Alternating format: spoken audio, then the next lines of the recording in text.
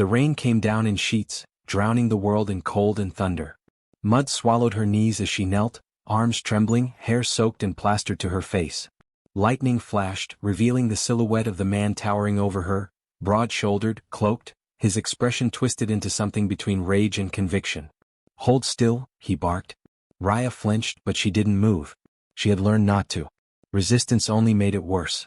The switch in his hand gleamed pale in the lightning. Not wood. Not willow. It was something else. Bone. Old, yellowed, polished smooth by time and blood. It wasn't just a switch. It was a femur, human, carved down and bound in leather at the grip. The top still bore the curved ridge where it had once fit into a hip. And when it came down, it came with the weight of history. Of cruelty repeated. He struck her across the back. She didn't scream. Her voice had been beaten out of her seasons ago. The sound she made was more breath than pain. A gasp that escaped as another crack of thunder split the sky. "Witch blood," he muttered. "Sin bleeds through the child." Again. Crack. Again. Mud splashed. Her skin split. The bone sang as it struck her shoulder, her spine, her ribs. It had been sharpened, notched at the end to slice with every stroke. Not enough to kill. Just enough to mark. Just enough to teach. She collapsed into the earth, eyes open, staring at the weeds dancing in the wind. Above her, he spat once and turned away. "Repent in the rain," he growled. "The Lord watches in storms." The door to the chapel slammed behind him. Raya didn't move. The storm rolled on. She didn't know how long she lay there, mud in her mouth, blood on her lips. Her body throbbed in time with the thunder. She could feel her heartbeat in her cuts. Every inch of her skin burned. And then, softly, barely audible beneath the downpour, a whisper. She blinked. It came again. Fainter this time. Closer. Not in the trees. Not in the wind. In her ear. "Raya." Her eyes snapped open. She sat up too fast, her spine screaming in protest. No one was there. But something was. A presence. Like the air had shifted. Like the storm had paused to listen. She looked down. The switch, the bone, lay inches from her hand, half buried in mud. It hadn't been taken inside. Left behind by mistake. Or perhaps, not a mistake at all. She reached for it, not knowing why. The moment her fingers brushed it, she felt warmth. Faint. Familiar. The whisper came again. "Raya." Not her guardian. Not any voice she had ever heard alive. It was a woman's voice. Soft. Fierce. Her mother's voice. She recoiled, gasping. The bone pulsed once in her hand, then stilled. The storm broke above her in one final, violent flash of lightning. And for the first time in years, Raya's tears were not just from pain. They were from recognition. The morning after the storm, the chapel bells rang hollow. A gray sun filtered weakly through stained glass windows, casting colored shadows over worn pews and cold stone floors. The town of Leone was small and devout, a place where silence was mistaken for peace, and obedience was confused with virtue. Raya sat at the back of the chapel on the hard wooden floor, away from the others. Her arms were tucked around her knees, her tunic still damp from the night before. Her bruises had darkened, purpling beneath torn fabric. No one asked about them. No one ever did. The priest, Father Alland, stood at the altar reading scripture in a voice smooth and lifeless. His robes were pristine. His hands never trembled. He preached about suffering as sacrifice, about obedience as holiness. The congregation nodded, murmured, prayed. Raya stared at the bone switch resting in his hand. Clean now. Wrapped again in its red cloth.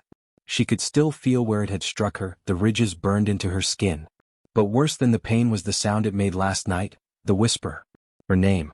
Her mother's voice. She dared not speak of it. No one would believe her. Not here. She wasn't just another orphan. She was the orphan. The healer's daughter. The girl born from blood and herbs and old mountain chants. Even as a toddler, people looked at her like she carried something dangerous in her bones. Her mother, Leone, had once been respected. Revered even. She had delivered half the town's children. Healed fevers when the town physician failed. Whispered prayers over sick beds and made poultices that soothed the dying. People used to leave bread at their doorstep as thanks. Until the wrong child died. A boy of 8. Son of the mayor. Stricken with plague. His father begged Leone to save him, and she had tried, burned herbs, recited old verses, offered her own blood to the spirits of healing. It hadn't been enough. The boy died. And the whispers began. Which they said. She let him die. She cursed him. People who once praised her turned away. Men spat near her door. Women clutched their children when she passed. And one night, quietly, she was taken. The priest said she confessed. That she accepted death. That the Lord required balance. No trial. No grave marked. Only fire. Raya never saw the body. She was 6 when it happened. They came for her the next day, Father Alland and his sister Agnes. They said the Lord willed that she be taken into the fold. Raised in righteousness. Saved. But righteousness in the church house meant servitude. Raya scrubbed the chapel floors, fetched water from the stream, chopped wood for the stove. Agnes, lean and sharp-faced, would watch her with tight lips and narrowed eyes. Every mistake was punished. A missed chore meant no supper. A broken cup meant the rod. She wasn't spoken to as a child, but treated like a ghost in training. A shadow waiting to vanish. Agnes often said, "Which blood breeds rebellion? Beat it out before it blooms." Father Allen never stopped her. He said discipline was sacred. There were nights Raya couldn't sleep for the pain. Nights she stared at the rafters and wondered if her mother was really a witch. If there was some darkness growing inside her. If that was why the switch had whispered her name. Because it belonged to her. Because it knew her. It was a secret she carried like a wound. The rumor said her mother hadn't been buried whole. The church took parts of her. Sacred relics, they whispered. Protection, they claimed. Bones turned to prayer tools. Her skull, her femur, her fingers. Buried in different places to bind her power. To keep her spirit from returning. Some villagers denied it. Others nodded quietly and looked away. Raya had once overheard Agnes speaking to a traveling friar. She remembered the words like acid. Some witches don't die easy. We scatter them. Salt their bones. Or they come back, in bloodlines. That word again. Bloodline. As if Raya were a vessel for her mother's ghost. A bottle corked and waiting to burst. She didn't speak of these things, not even to herself. But they lived inside her. Like embers beneath ash. After the storm, after the bone switch whispered, everything changed. Something had stirred. And it wasn't going to sleep again. The rain stopped, but the cold remained. It lived in the stone walls and beneath the floorboards, seeping into Raya's bones like a second skin. She had cleaned the chapel steps 3 times that day under Agnes's narrowed gaze. Her knees were raw. Her fingers chapped. The pain kept her focused, until she saw the rod again. It sat by the altar, leaning neatly against the priest's chair. Red cloth wrapped the handle. The rest of it, exposed bone, pale and smoothed, gleamed under the flickering candlelight. Raya paused in her scrubbing. It wasn't the same switch as before. The one used last night had been shorter, more jagged. This one, it was longer, cleaner. The markings near the top, though faint, were unmistakable. She had seen them once before, etched in secret on the inside of her mother's old herb box. A spiral carved by hand. The symbol of their bloodline. A healer's sigil. A whisper touched her again, not a sound but a pressure behind her eyes. She stood slowly as if pulled. No one else was in the chapel. Father Alland had gone to oversee a burial. Agnes was cleaning linen in the back quarters. Raya reached for the bone. The moment her fingers closed around it, the room spun. She didn't fall. She dropped into another time. Smoke stung her nose. Fire cracked wood. Screaming. Her own heartbeat thundered in her ears. She wasn't in the chapel anymore but in a dark stone cell. Her wrists were bound. Blood ran from her lip. Across from her, 2 figures argued in hushed voices. One was her mother. The other, Father Alland, only younger, face not yet lined with age. "You know what she carries," her mother said. "You can't kill it. You can't control it. She's dangerous. She's innocent. She dreams in tongues, Melen. And yet it is your hands that burn, not hers." A slap cracked through the cell. Malen's head snapped to the side. But she didn't cry. She looked at him through the blood. Unshaken. Defiant. Then it faded. Raya gasped as she came back to herself, stumbling backward. The bone rod slipped from her fingers, clattering against the stone floor. The air smelled of incense again. The candle flames stilled. But her skin. She pulled up her sleeve, heart pounding. Across her upper arm, in thin red lines that hadn't been there before, were letters. She screamed fire and they called it sin. The message was carved into her skin, as if etched by memory itself. The letters were shallow but precise, as if the bruises had rearranged to form words. Her breath caught. The rod had shown her something real. Not a dream. Not a delusion. A memory. Her mother's. That night, lying in the attic where she slept, Raya didn't dare shut her eyes. The switch lay under her bed, wrapped again, quiet. But her arm throbbed. And then, softly, achingly, the whisper came again. Not pain, it murmured. Witness. And with it came another vision. Her mother's hands tied in rope. Her voice speaking not in screams but in song. A child's lullaby. One Raya hadn't heard in years. As the night deepened, the bruises on her body began to move. Not visibly. Not like magic in the storybooks. But slowly heat built in her back, her ribs. Each wound warmed like ink warming on a page. She pulled up her shift and stared. On her thigh, in faint, bruised letters. The bones remember. Another line traced across her side. I'm not scattered. I am hidden. And on the hollow of her stomach, where Agnes had struck hardest. You carry me. She didn't cry. She sat in the dark, bones humming, memories uncoiling around her. And for the first time since her mother died, she wasn't alone. The church's crypt was off limits. Always locked. Always watched. But Agnes had grown careless. That night, after the evening prayer, Raya pretended to fall asleep early. She curled under her blanket, facing the wall, steadying her breath as the sounds of the church quieted. The last bucket drawn from the well, the iron latch at the door clicking shut, the chapel's silence closing like a lid over the town. When the building slept, she rose. Barefoot, quiet as mist, she crept through the corridors. The old stone groaned underfoot, but she knew the silent places, where the mortar had worn soft, where her weight wouldn't echo. Her hand trembled as she lifted the ring of keys she'd taken from Agnes's apron earlier that day. One was rusted, long and crooked, the crypt key. She had seen it used only once, on the day of remembrance, when Father Holland laid a scroll at the feet of the founder's tomb. The crypt door groaned open. Stale air rushed to greet her, thick with iron and incense. The stairway descended into black. She took a candle. The flame flickered, uncertain. The crypt was colder than she imagined.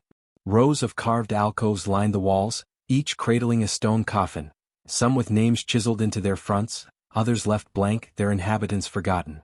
Crosses adorned a few. Others bore only runes too old to understand. She counted the alcoves. Her fingers brushed each name. Then she found it, tucked in a dark corner. Milan. No dates. No prayer. Just a name. Crooked and uneven as if carved in haste. Raya's throat tightened. Her knees gave a little as she reached out, hand trembling toward the lid. The stone was lighter than it looked, already moved before. Not sealed. Just resting. She pushed it aside. Inside was only cloth. No bones. No body. A white robe untouched by dust, laid out like an offering. A broken rosary curled over the chest where a ribcage should have been. The grave was empty. Raya fell backward, gasping. Then the candle went out. The dark swallowed everything. And then, from the blackness, a whisper. Raya. The voice was hollow and drifting as if poured through the walls themselves. She turned, heart pounding. And there it was. A shape. A shimmer of light. A woman standing just beyond the edge of her vision. Not solid, not glowing. Something in between. Her hair floated like smoke. Her eyes burned like embers in ash. She spoke but not in a voice. In feeling. The rest of me is scattered, the vision said. Bring me home. Raya backed against the wall, clutching her arms. Are you her? The wraith tilted its head. Not all of me. But enough. Raya stepped closer, the air growing colder with each inch.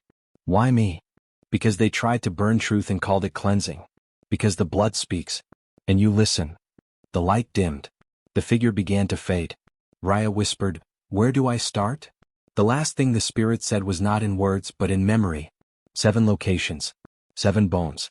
Each buried beneath false sanctity, under altars, inside bells, behind walls painted with piety. Then the vision was gone. She lit her candle again with shaking hands and looked once more into the coffin. Beneath the robe, tucked in its folds, was a single vertebra, smooth, ivory white. It pulsed with warmth. The next day, Raya began asking questions. She started with the village elder who remembered the old funerals. Then the smith who reforged the chapel bell 15 years ago. She went to the washwomen who cleaned the sacramental robes, and the blind widow who once delivered children alongside her mother. None told her everything. But each gave her a piece. And Raya, with bruises still blooming on her skin and whispers still clinging to her bones, began to trace a map the church never meant to be read. She wasn't running anymore. She was hunting. The chapel library was locked to the orphans. Its iron-bound door bore a brass plate, clerics only. Most believed it held only weathered hymnals and tax ledgers. But Raya had always known there was more. She had seen Father Allen vanish into it after midnight, robes trailing like shadows. She had seen Agnes emerge with ash on her hands and no explanation. So one night she picked the lock with a bent pin and a prayer. The scent inside was thick, old ink, tallow smoke and something deeper, dried herbs maybe or buried memory. The room was lined with uneven bookshelves, the wood bowed with age. Tomes slept in stacks on the floor, some bound in leather so cracked it flaked at her touch. She moved like a ghost, guided not by sight but by instinct. The bone fragment she had taken from the crypt hung from a thread around her neck now, always warm against her skin. As she passed certain shelves, it pulsed faster. She stopped when it burned hot against her chest. There, behind a row of sermon records, was a book hidden in the wall. Not shelved stuffed. She pried it loose. The binding was wrong, stitched with black thread, its leather cover inscribed not with a title but a single carved mark, a spiral surrounded by 7 dots. Her mother's symbol. The spine creaked as she opened it. Inside were notes scrawled in 2 different hands, one sharp and cold, Allen's, the other soft and looping, her mother's. The pages weren't numbered. They weren't even all paper. Some were parchment. Others skin-thin and gray. She read. Malen of the old tongue, born in blood, daughter of flame and water. Practicing in silence despite warnings. Healing unauthorized, rituals unknown. Evidence of bone speech emerging in the child. Execution ordered. Sanctification through partition. Her hands trembled. Sanctification through partition. She turned the page. A diagram. Her mother's body, marked, sectioned. Head, chest, hands, femur, vertebrae, ribs, pelvis. 7 parts. 7 holy sites. A line beneath, buried in sanctified locations to suppress posthumous influence. They hadn't just killed her mother. They dismantled her. And worse, they did it as ceremony. Not out of fear but order. To cleanse. To contain. A scream built in Raya's throat but died before it reached her lips. The bone at her neck went white-hot. And then, a whisper. Not in her ear. In her blood. You see now. The room pulsed with energy. The shelves trembled. A book tumbled behind her. She turned, gasping. And saw shadows gathering in the corners of the room, figures forming from nothing, eyeless and tall. Silent witnesses. Their mouths did not move but they whispered all the same. She sang to the dying. They called it sin. They burned her truth. But the bones remember. The heat surged through her. Her arms lit with pain, not from injury but from script. Words carved in light appeared across her forearms. They split her to silence her. Bring her back. Raya fell to her knees, the truth clawing at her spine. The whispers were no longer occasional. They rose like a tide. In dreams she heard footsteps pacing cell floors, lullabies hummed through cracked lips, prayers not to gods but to ancestors. One night, while fetching water from the stream, her bones began to hum. The vertebra against her chest vibrated. Her teeth ached. And in the water's reflection she didn't see her face, she saw her mother's. Eyes full of flame. The next morning she dug beneath the old chapel bell and found a single rib wrapped in cloth, hidden inside a hollowed stone. The bones wanted to be found. And Raya had begun to understand why. She was no longer afraid of the whispers. They were truth. Raya learned to sit in silence and listen to the bone she carried. It didn't always speak in words. Sometimes it gave her visions, flashes of what Malen had seen. Sick children cradled in her lap. Women weeping with relief. The village praising her with gifts. Until one by one, those same villagers turned. Malen's gift had never been feared until it stopped being convenient. Raya's fingers shook as she wrote each memory down, building a map of the sacred sites where the bones were hidden. The church's structure had changed over the years, but the ground had not. Under the choir room, a pelvis. In the base of the altar's stone, her mother's hands. The cathedral bell had a crack down the side and now Raya knew why. Her mother's rib had been fused into its mold. Every sanctified thing in the church had been built over her mother's body. And now her body was calling it back. Raya wasn't just hearing the past anymore. She was channeling it. Bone sets. The term echoed in the hidden journal. A gift passed through bloodlines. Rare. Fear. It allowed one to hear not just the dead, but truth bound in flesh. Only a few in the old times had it. They were burned. Mutilated. Erased from scripture. But Raya was here. And she listened. The voices grew louder. Not chaotic but united. A choir of one soul across 7 pieces. And with every piece returned, her body grew lighter, her sight sharper, her fear less. She was no longer a girl beaten into silence. She was a vessel of memory. And the bones wanted justice. The first recovery had been desperate, a girl in a crypt, holding a single vertebra like it might shatter at any moment. But the second came with clarity.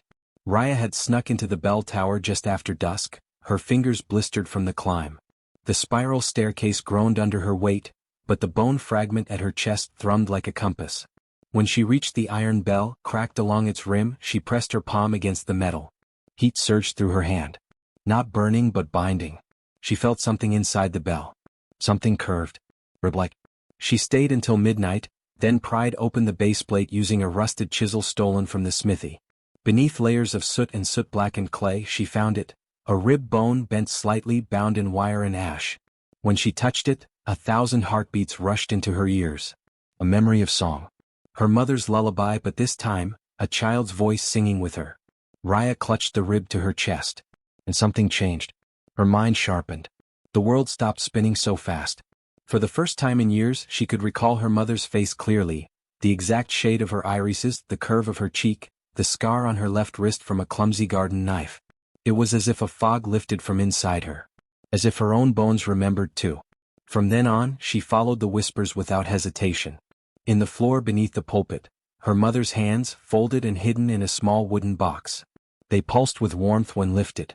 Raya could feel energy in her palms after that, like her fingers buzzed with memory and warning. In the priest's wine cellar, a segment of spine buried inside the bricks behind the altar casks. Touching it made Raya dizzy with memory, torchlight, shouting, rope tightening around wrists. Her mother's voice, whispering her daughter's name as the blade came down. Piece by piece, Raya reclaimed her mother. And with each one she changed. She didn't feel hunger as often. Her wounds healed quicker. Her reflexes sharpened. She stopped flinching when someone raised their voice. Instead, she looked directly at them, not with defiance but with calm certainty. It unsettled them. Especially Agnes. At first, the older woman muttered in private. Then in tight whispers to the other clergy. Then louder. Publicly. "She's unnatural," she hissed at dinner one night, slamming her tin cup against the table. "She looks at you like she knows. She hears things. That's not holy, it's demonic." No one responded. But eyes darted to Raya, then back down. Later that week, Agnes threw salt at her when they passed in the corridor. "Begone, wicked blood," she shrieked. "You burn like your whore mother." Raya didn't react. She just walked past her. Calm. Collected. Her heart was no longer ruled by fear. Even Father Allen changed. He found her in the courtyard one evening, just after she'd returned from the chapel's outer wall, where she'd recovered a finger bone sealed into the cornerstone. He didn't speak right away. He only watched her from a distance, hands folded tight, face pale. Then he approached. "I know what you're doing," he said softly. Raya didn't stop walking. "You can't undo what was done in sanctity." She turned toward him, eyes clear and tired. "Sanctity doesn't require silence. Only truth." He flinched. "Repent," he whispered. "Whatever dwells in you now, it isn't salvation." She met his gaze. "It's memory." He said nothing after that. She left him standing in the garden, the lilies bending toward her as she passed. Within days she had 5 of the 7 pieces. And her body felt whole in a way it never had. She no longer needed to listen hard for the whispers. They sang through her. A chorus of knowledge. A flame. Of old wisdom and buried wrongs. But still she didn't lash out. Not yet.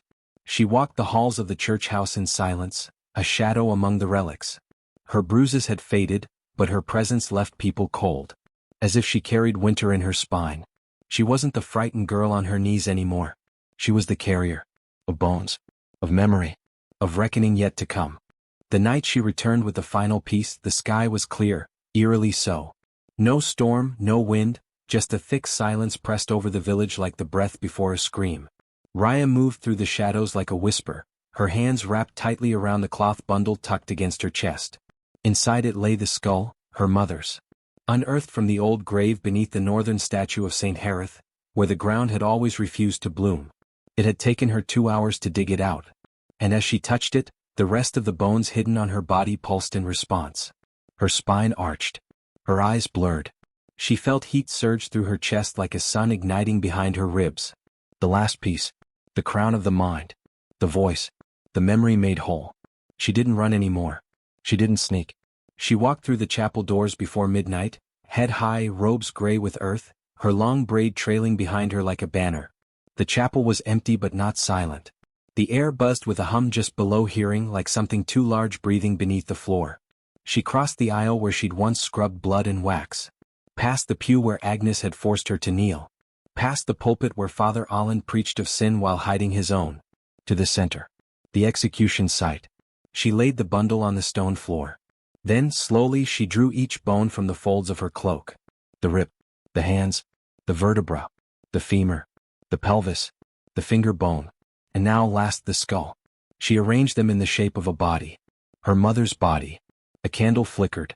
The room stilled. And then the air split. Not with sound but light. A blaze erupted around the bones, not flames that consumed but that revealed. Fire leapt upward in a circle, a crown of orange and gold. The bones lifted, hovering an inch from the stone, humming with energy so dense Raya's breath caught in her throat. Then the fire formed her. Not a ghost. Not a shadow.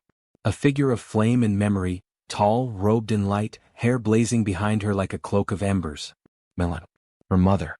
Reconstructed from pain and ashes, standing again on holy ground.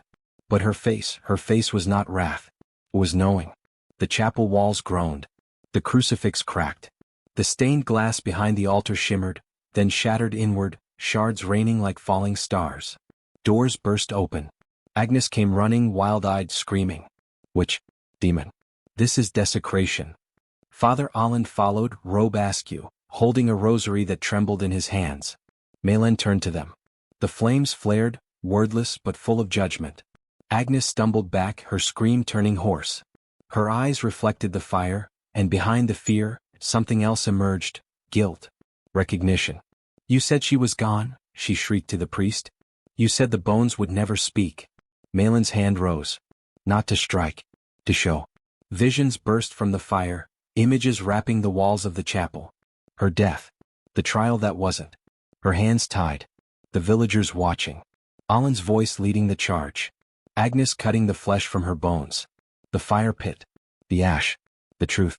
Father Allen dropped his rosary. No, he whispered. We did what was right. We did what was holy. The flames pulsed. You did what was easy, Malin's voice rang, not spoken but heard by every soul in the room. The floor beneath Agnes cracked.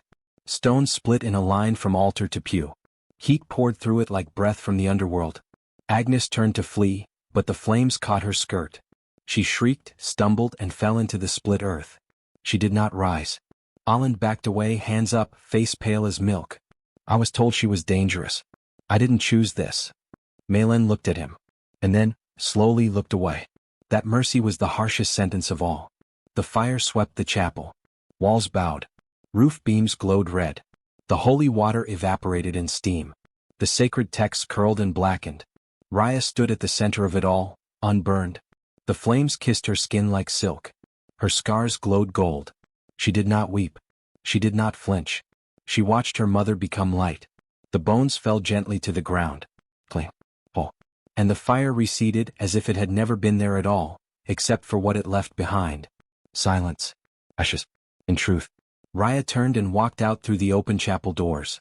Behind her, smoke spiraled into the starlit sky. And in her wake, the chapel, the cage of her childhood, collapsed. Not in ruin, but in release. Long after the fire cooled and the chapel crumbled into scorched stone, the village of Leone changed. Not all at once. Not loudly. But the changes came like moss growing over old walls, quiet and inevitable. Some claimed to see her still, a girl made of bone and light, walking the hills just beyond the tree line at dusk. Always just out of reach. Always barefoot, hair trailing behind her like smoke. They said she never spoke aloud, but that her presence made the wind hush, made the crows pause mid-flight. Children who once feared the woods began leaving flowers by the chapel ruins. Some swore that if you listened closely, the stones there still hummed. Raya herself was never seen in the village again. But her echo remained. A bruised woman arrived from the eastern road one gray morning, barefoot and silent. The baker's wife took her in, offering bread and balm. When the woman pulled up her sleeve to show a strange mark blooming in red, the room stilled. 3 words carved into her skin by no blade. You are not alone. A week later, a girl with a blackened eye was found sleeping by the old well, a small bone fragment clutched in her palm. The word remember had formed in the bruises across her collarbone. Then a mother with a broken wrist. A widow with burned scars.